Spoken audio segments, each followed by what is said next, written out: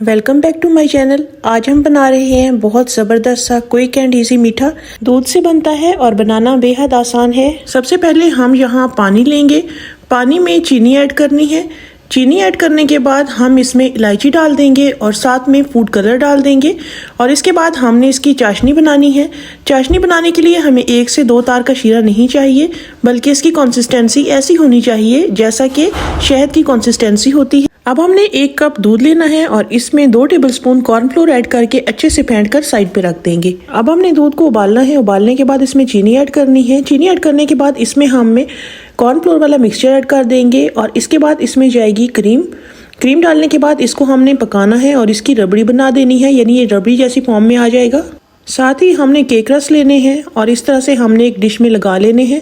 लगाने के बाद इसके ऊपर हमने जो चाशनी बनाई थी वो डाल देनी है और इसके बाद हमने रबड़ी दूध की एक तह इस पर लगा देनी है और इसके बाद दोबारा यही प्रोसेस रिपीट करना है, यानी दूसरी बार।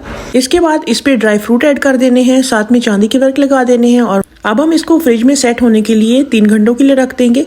मज़ेदार मीठा तैयार है।